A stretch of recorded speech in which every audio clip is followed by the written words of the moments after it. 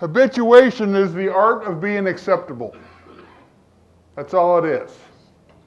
I started in this. Matt lied to you. I have not been doing this for 68. It's only been 60 years. It's only been 58. Okay. I started this. Now, this is new technology to me, so that was last May. That's how I habituate. That's how I go looking for Sasquatch. On August 25th, 1958, a road crew foreman returned to his job. They were working out of camp. And what that means is you'd go home on the weekends, live in camp all week, building roads.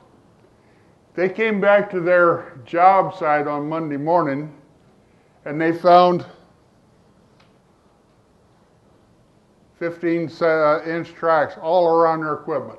It's brand new cut road, and so the dust is about that deep.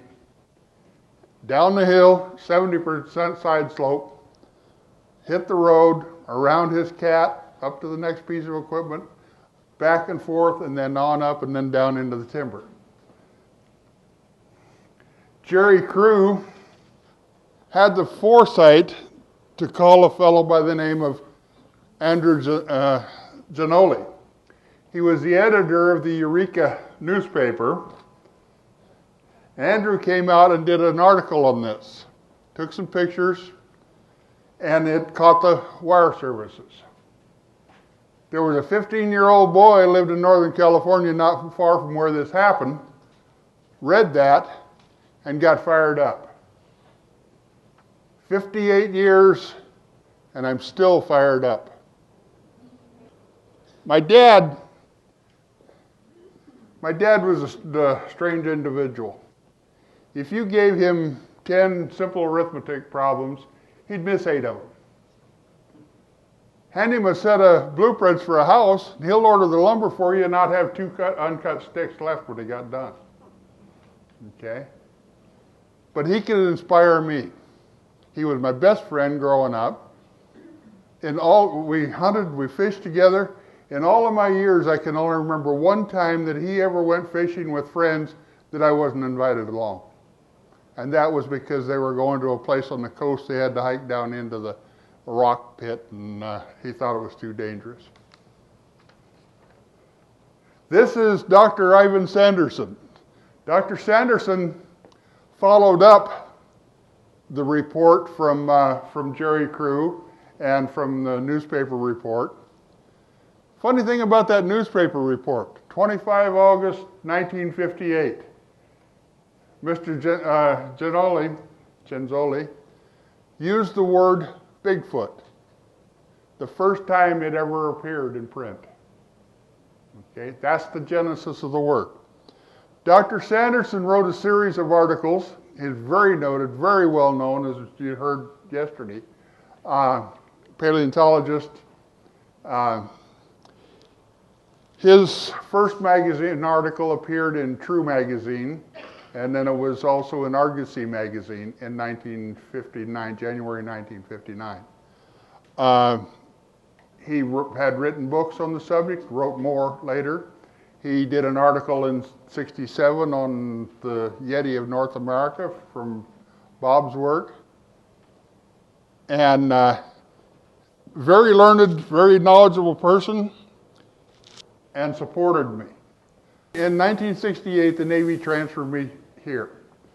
I came into town in April of 1968 looking for a place to live.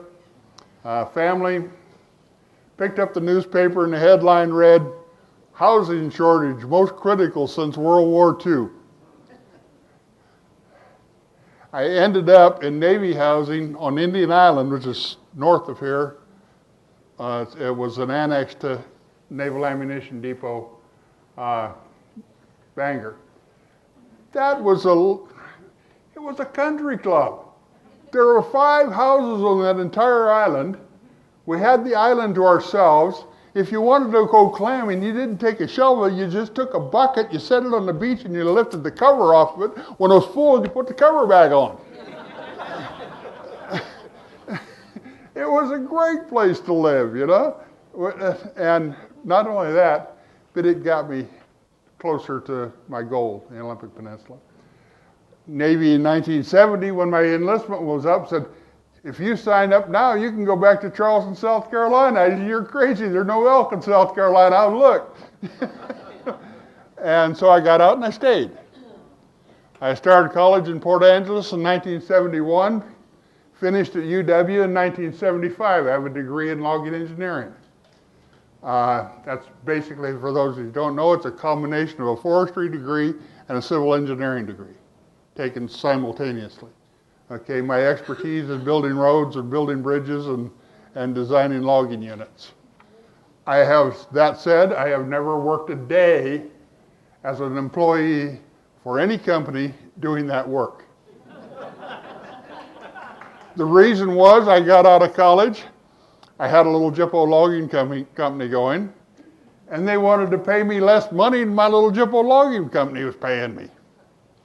I said, you're crazy. But what I did do is I did a lot of consulting work.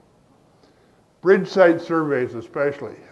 In this state, with Forest Practices Act, what it is, if you're going to cross a stream used by anadromous fish, salmon, steelhead, and others, you have to have a hydraulics permit.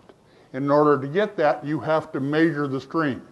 Water flow, depth, width, type of soil structure, rock, soil, whatever. And then you have to submit that. So they would hire me to do those, and I loved them. And the place I did it, mainly, was right in here. ITT Rainier owned a lot of land out there, Scott Paper Company. Crown Zollerbeck had some land out there, and those were the people I worked for when I wasn't logging. But the thing is, I would, I'd run my company and I'd have a half a day that I didn't have to be there. I'd go do the survey. Nobody ever knew where, even where I was going, but when I was going to go there, I just went when I had time. This is the country we're looking at, Dickey River country. It runs from Lake Ozette down almost to Forks along the coast. At that time, it all looked like this, okay? When I was doing this job, I would hike in anywhere from 3 to 5, 6 miles. Every now and again, I'd make that hike in, and I'd cross some little no-name stream about as wide as one of these little slots there. And right there in the sandbar would be a track about that long. I'd tell my family when I got home, they'd laugh, oh, somebody just made that because they knew we were going to be there. Excuse me. Nobody knew I was going to be out of my truck. I didn't do it very often. And they're going to hike in 3 miles and leave a track in a sandbar and hope somebody they're going to come by, and there'd been nobody there for 450 years. That makes sense to me. That's why I voted Democrat then.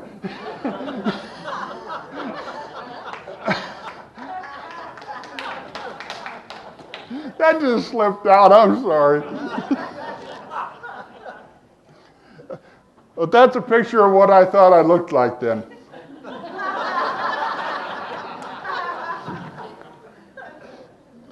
But when I did these surveys, I would go in, I'd do the measurements, and then I'd sit down and write it up.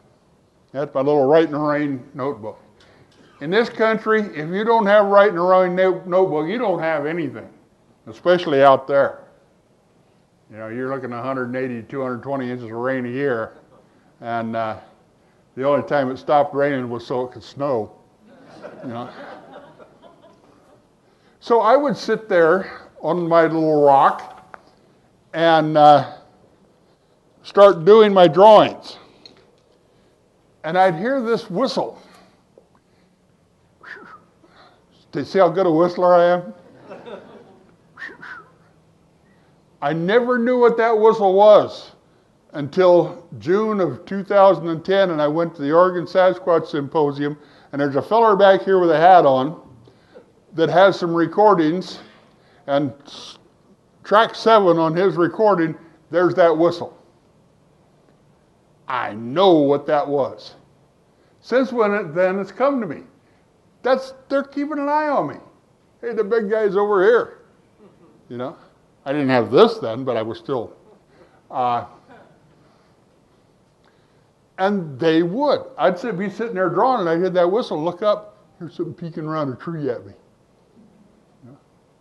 I'd try to tell my family, they'd laugh at me. That's the last time I talked to them about it for 35 years. Yeah. I didn't tell anybody until about 2000 I started talking about it again. I just did my stuff and learned myself, and I never told a soul. Then I got the idea to write a book. As you know, who cares what people think? Do you have any evidence that they do think?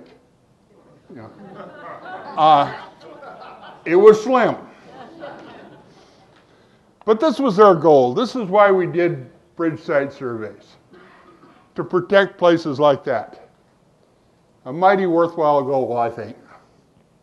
Yeah, had to get the timber out, but you didn't have to ruin the country to do it. I grew up in Northern California, in a county where timber growing was right on the edge of the biome, okay? When you logged the timber, if you didn't get timber species back in the ground quick, unless it was redwood, you could get rid of those. But anything else, if you didn't get it back quick, you had brush and, manzanita and oak. Okay, it just took over. Redwood, I can show you places there that, 5 generations they've been trying to clear a pasture and still haven't done it. You cut one down and 8 more grow out of its stump. You just can't get rid of them. Did I mention that I carried a portable fly rod with me when I did this too? I love cutthroat trout. And they were everywhere. Those beaver dams, I'd go in there and I'd spend half a day fishing and a quarter day working and a quarter day playing with a Sasquatch and come home tired.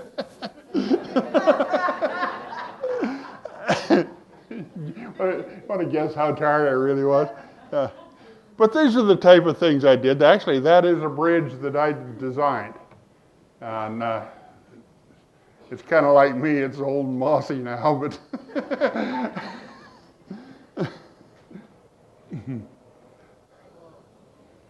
But there's what we found when I was hiking in and out. Last week, I was watching a Survivor Man Bigfoot show. Okay, now I started out, I met Les Stroud last November, and I was not impressed. But I said, I'll give you this, Barb saved my life several times. She was sitting next to me, and every time somebody would say something stupid and I'd reach for the mic, she'd slap my hand.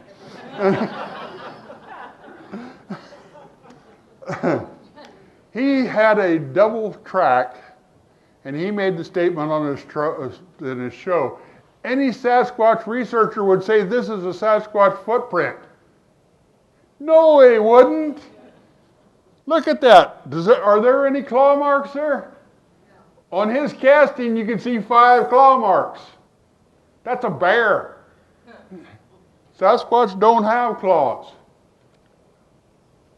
Santa has claws. Oh, pardon me.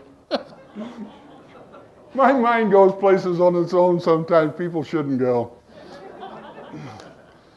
This structure is in my area on the South Fork of the Touchy River outside of Dayton, Washington, in the Blue Mountains.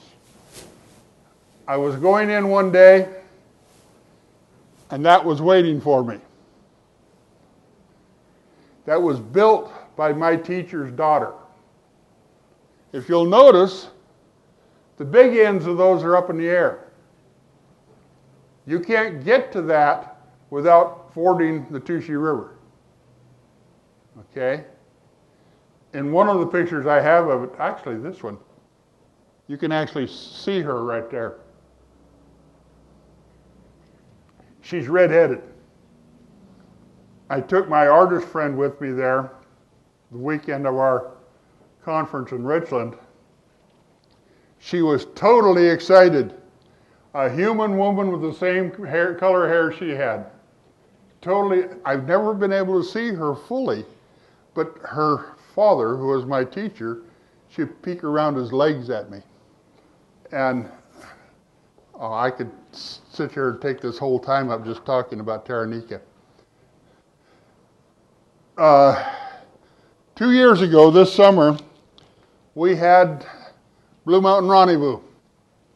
And there were a group of us, two of them right there, that were at that rendezvous with us. This appeared right outside our tent in the morning. Now, as you can see, Brian and I do a lot of work with glyphs. This one, I knew what it meant. It was a call to council. Okay. They wanted me in council. Later that day, 5 Sasquatch showed up. They were up on a ridge above me, and we had a council. 2 of them were from Blue Mountains, 3 of them, because Taranika was there too, peeking around Dad's legs. And 2 of them were from British Columbia, Canada. And we had a discussion.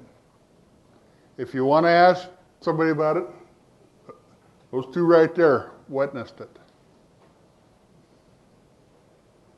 I spoke to them in a language that I don't know.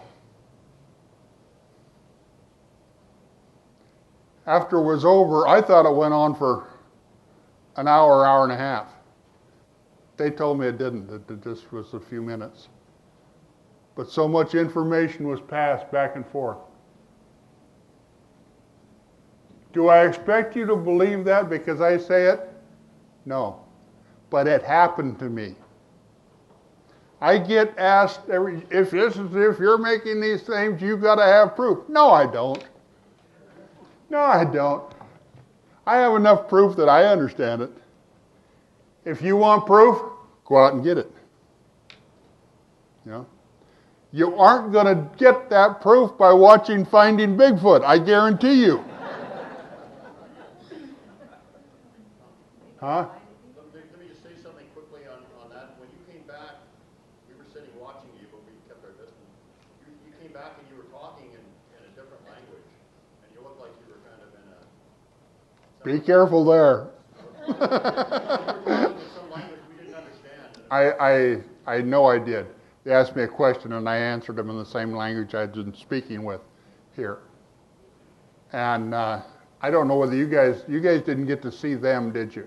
You heard them. Stu did. Yeah. Heard a little bit. Yeah, and Walking along the ridge top. grid. Yeah. What a day. Okay. This is my area where I meet my teacher when he needs to see me face to face. That's actually my car with a trunk open there. That's not anything mystical. But that's where I first met him. I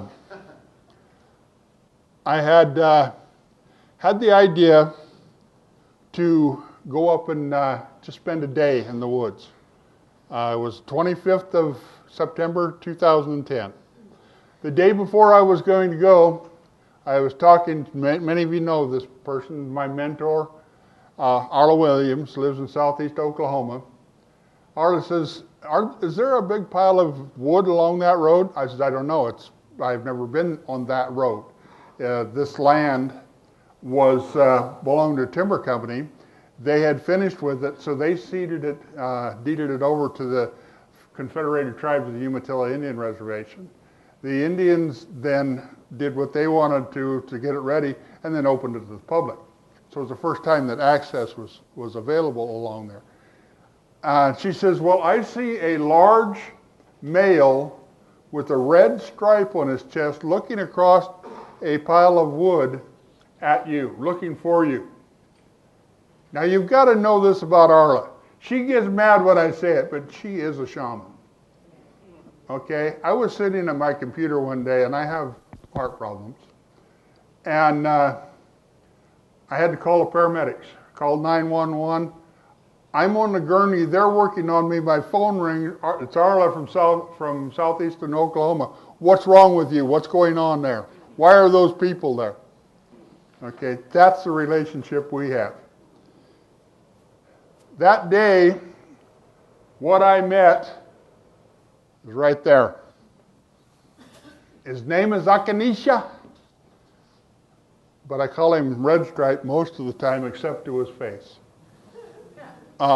There's a reason for that. For a long time, that's all he wanted to be known as. That works fine, that's fine. Okay. Then got to know him, and he told me his name, and then I can use Red Stripe talking to you, but I can't talking to him. I have to call him by his name. He will speak. Have you ever heard the voice of the Holy Ghost come into your mind? Okay. Same thing, different voice. It comes directly into my mind just like I'm talking to you. That day he says, I can't stay, there's too many people, but I will get back in touch with you. He has. That picture is totally correct. Somebody said, how did you know he's a male? I said, because when he walked by, I saluted. Yeah.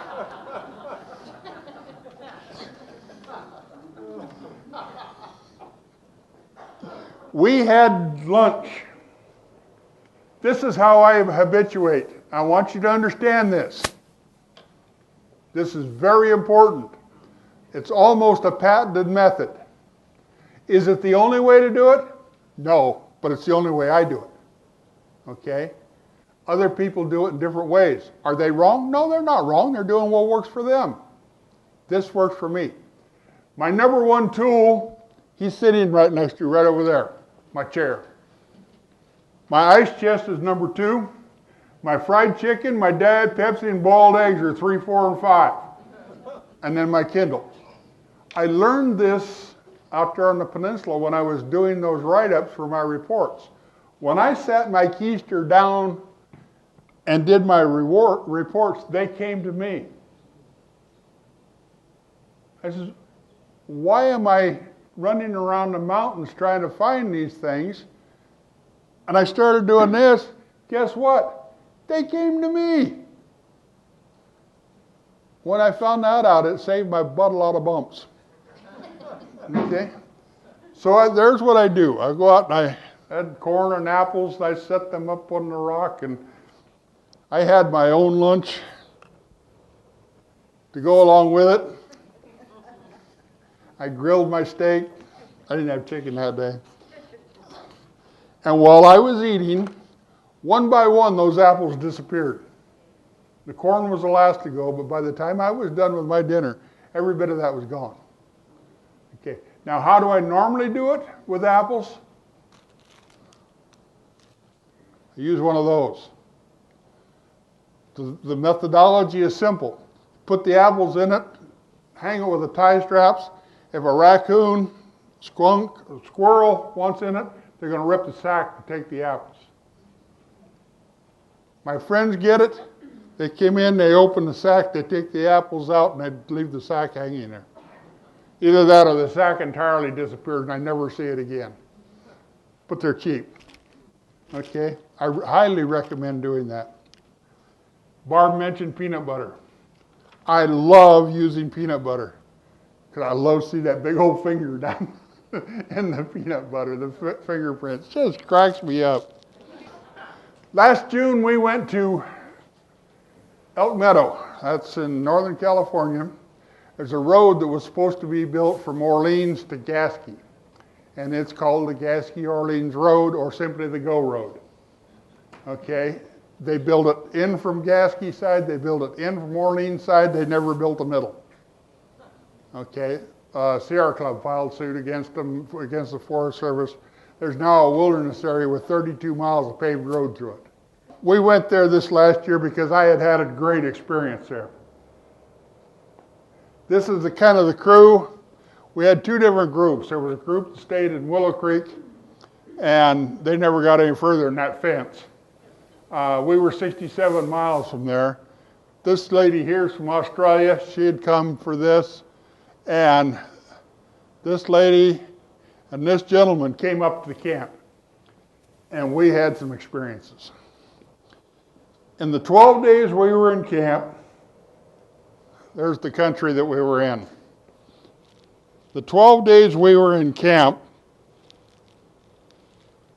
I had 5 eyeball-to-eyeball sightings. 2 of them, I got to tell you this story. I don't care if lunch is late, you got to hear this story.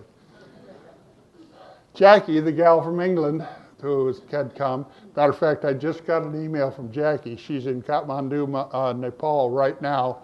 Last night they had a 7.5 earthquake, so she emailed me to tell me she's fine. A little shook up, found herself, she was in bed when it hit, and she was on the floor when it was over. And she's the longest 37 seconds she's ever lived in her life, but she's fine. Well, Jackie and Arla and I had gone to town to get gas, propane. We were coming back up the road, and it's from the time you turn off the highway, at this point, it's 34 miles to where our camp was. Okay? The road was paved, but it hasn't been maintained in 30 years. So there's big cracks in it.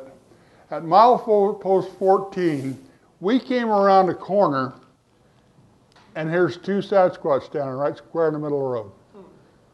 There's 3 people in the car. Jackie, the girl from England, is in the passenger seat. Her first words were, "Bigfoot!" Well, they were about 2/3 of the way across the road. In 2 steps, they were over the bank. Okay, and it was about a 70% slope or better. And we were, Bob, right at the head wall of Bluff Creek is where they went over. They went from there. If they'd kept going down, they'd have run right into the trickles that start Bluff Creek. That's where we were. We started talking about this. We took a little liberty with this. That's the girl from Australia. She had her picture taken with that sign. When we got back, we lifted Bob's picture off another one and put it with her.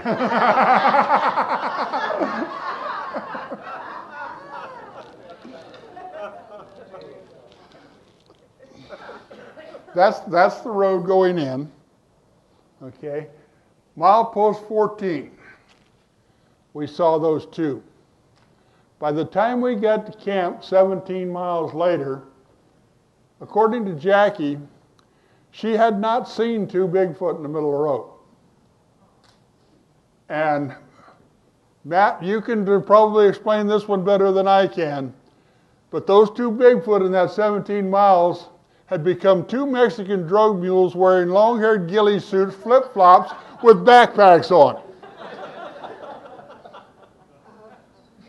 Her mind totally retreated from what it had seen back to something that it understood. Okay? It was, what was it, Sue, 3-4 days later when we met in Eugene? And that's the first time that she finally understood what her mind had done to her. Sue and I were talking to her. And, she came 6,000 miles to see it, and then her mind wouldn't allow her to accept it. We had a wonderful time at this camp out. There's our area where we camped. That's a big old Port Orford cedar, if you know what Port Orford cedar is. Pencil cedar called sometimes. I just put this in there because I love it. Bigfoot lives deep in the forest, not because he's afraid of civilization, but because he thinks people are morons.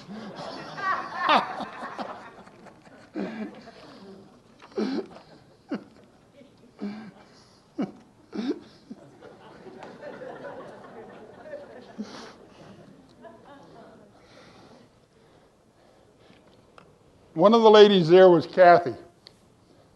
There's something that's just occurred to me. On all of our gatherings, I'm the only guy. Todd gets there occasionally. Bugs got there for a day. This ain't bad.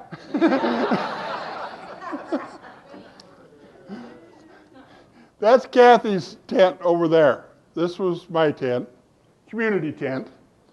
Okay, it's a little squashed there. She's actually, what would you say, 100 feet between our tents, Sue? About that. Again, you can see me in my Sasquatching pose. Okay. That's Kathi. We got back. There's one of the tracks we found. Kathi puts her tent by herself all the time because she likes the night interactions. She can lay in her tent and talk to them and listen to them running around the tent. Well, about the third day, her eyes were crossed. She was so tired, and she told Arla was there at that gathering, that she just wasn't getting any sleep. They were keeping her awake, you know. Arla says, you can tell them to leave you alone. She says, can I? She says, yes. So Kathi says, go bother Nancy. Nancy's camp was about 100 yards from where mine was. Well, Nancy and her husband, Russ, sleep in hammocks. That night, a new term was coined. Sasquatch Piñata. Poor Nancy. They would run by her and swat her on the butt in that hammock. Yes.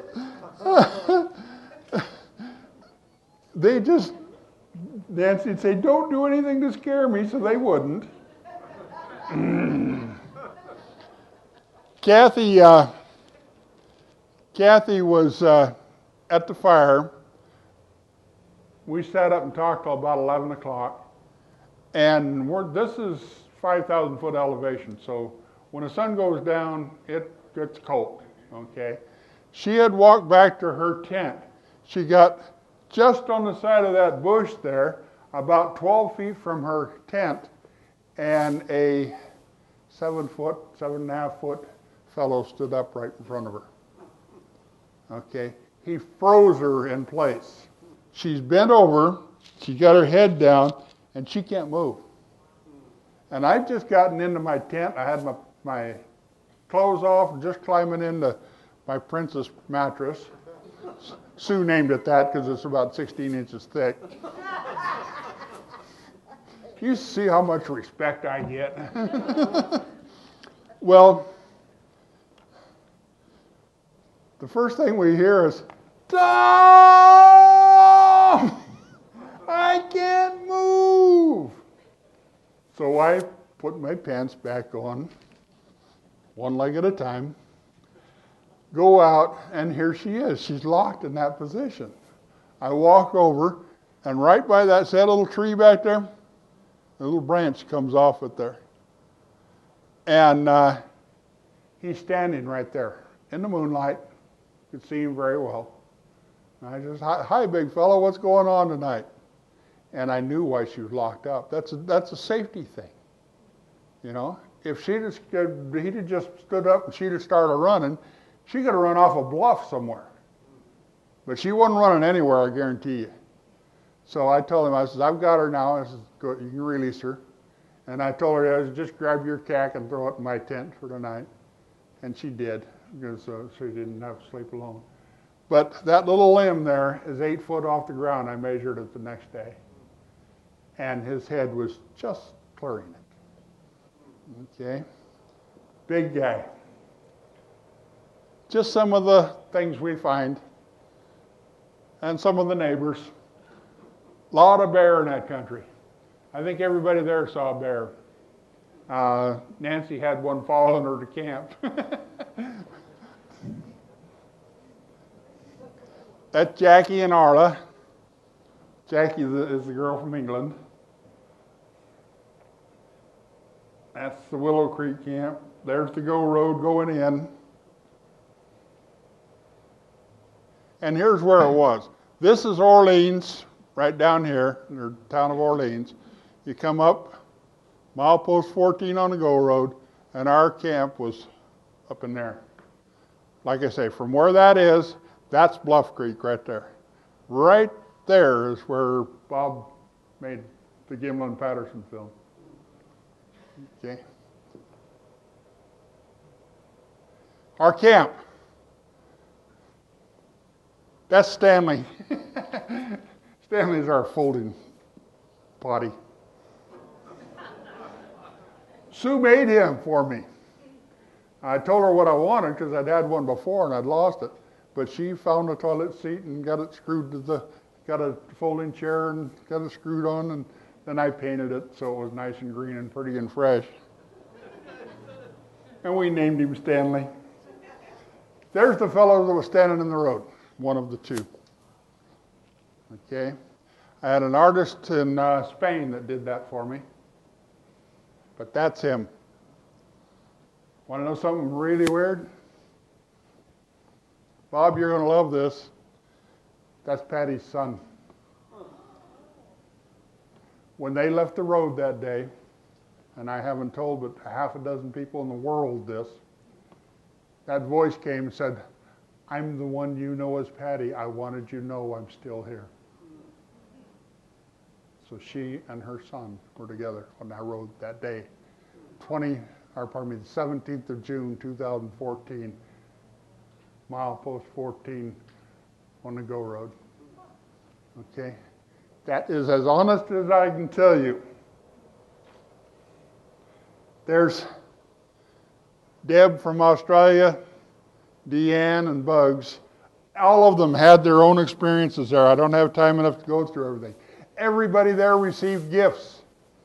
This is Sue's gift. A little piece of deer hide. She still has it. Told me she had it out looking at it the other day. Me, they gift me rocks. There's some days my pants don't get home for about 20 minutes after I do. You know.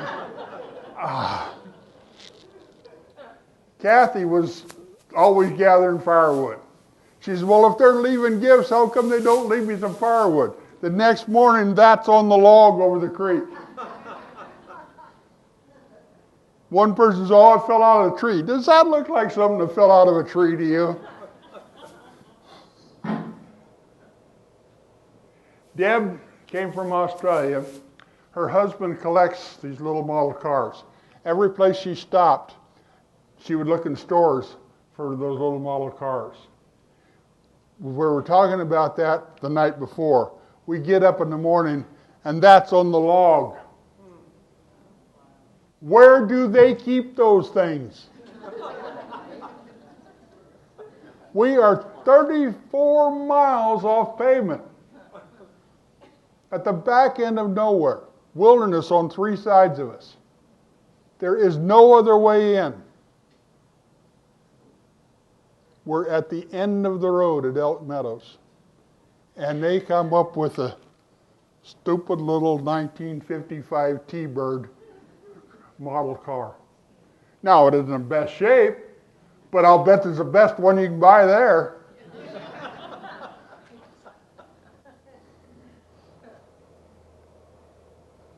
The doctor is in. Oh, I got a couple more minutes. Good. The doctor is in. Anytime anybody has anything they want to talk about Sasquatch, let me know. Now, I'm going to be back with Brian this afternoon. I'm going to be helping him with our presentation on the glyphs. We are just starting our 4th year in the study. We've been doing it a while.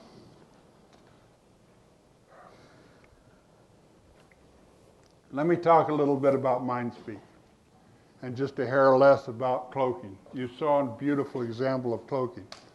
I learned through my teacher how they do that. Okay? Have you ever had a pair of noise-canceling headphones on? It's exactly the same thing.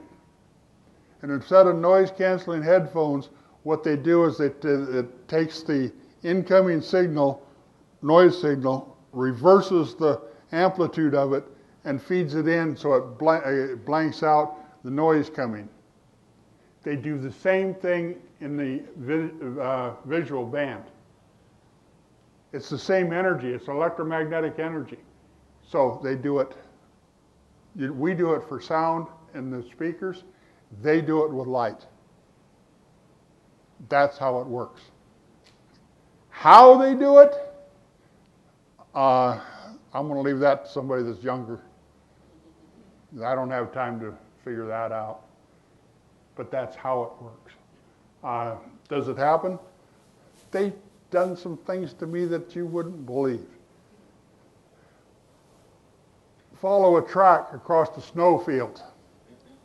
It's 150 feet to timber on this side, 100 feet to timber on that side, and 200 feet straight ahead, and the tracks end right there.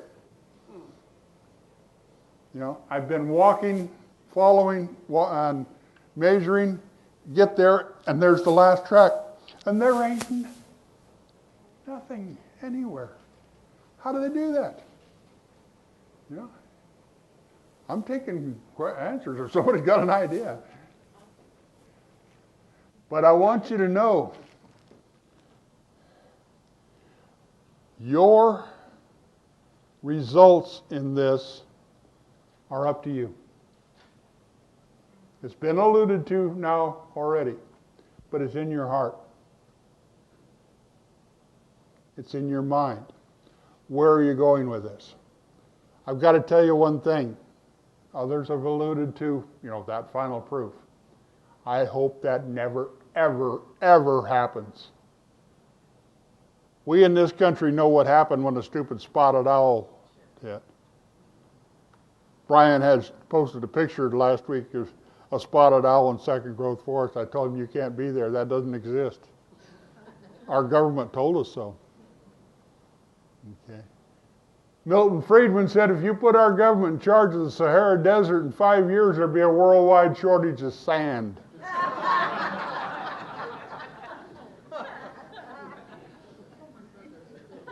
And look what they did to the Native Americans. You want them in charge of these people? And they are people. We're Homo sapiens sapien, wise man. I campaigned real hard for Homo sapien hirsutii, hairy wise man. Their actual scientific name is Homo sapien cognati, wise man related on our mother's side. That's because the hair DNA we've been talking about, pure human. The mother's side, that's mitochondrial DNA. There's two types of DNA, mitochondrial DNA and nuclear DNA. Mitochondrial DNA comes from the mother's line, mother, grandmother, great-grandmother, great-great-grand, all the way back to the initial. That is pure human. I can't tell you how many studies have been done where that DNA was isolated and then they threw out the baby with the bathwater. Oh, it's been contaminated. No, it hasn't. It was real. You think that Dr. Melba Ketchum doesn't know how to wash a sample before doing DNA? She did DNA work on the 9/11 victims. She testified, sent people to prison in Texas with her work. That DNA work was done by University of Southern California, University of Texas, Texas A&M, University of Texas Southwestern. They supplied her blind study analysis. All she did was a compilation of it. Do you think if she'd have misquoted what they sent her, they wouldn't have raised a stink? Now, I have no reason to like Dr. Melba Ketchum. She hurt some very good friends of mine very badly. But I see nothing wrong with her science. But those people that we were talking about, the ones who cannot abide for one reason or another, that they aren't the ones with the $1 million picture, as if that would ever exist. They can't allow anybody else to know anything either. There's a group with the leader based at a bookstore in Northern California. Most closed-minded people in the world. Now finish with this. I had Ancestry.com do my DNA. Just it costs $100. It's fun, you know. I sent an email to my family and some close friends with the results of that. One of the results is 2% unknown. Virtually everybody who has their DNA done is going to have a percent unknown. Somebody stole that email, sent it to the, what's the name of that thing? Coalition for Reason and Rigidity in Thinking, I think. They plastered it all over the internet that I was claiming Sasquatch DNA. Of course, they call me the Pope, which is really good, except the hat doesn't work, you know, I'm too tall. But that's my throne over there. And Arla, she's the high priestess, so we do have a lot of fun with that. But these are the people that are naysaying. These are the people that are saying the things that I told you today are impossible. Let me tell you, there's nothing in this world that's impossible as far as we know. Only our understanding of it. And that's what we have to change. It's our understanding. Do I care if the scientific community understands? No, not a bit. Matter of fact, I work hard to make sure they don't understand. Because I love these people. I've been with them for almost 60 years. Okay? And I want to die with them. Okay? I've already made arrangements for what happens after I do. And it's with them. Okay? Last January, I got to see the birth of twins. Live for that. Okay? Live for that. To be with 18 Sasquatch watching the birth of twins. That is to die for. Thank you very much, people.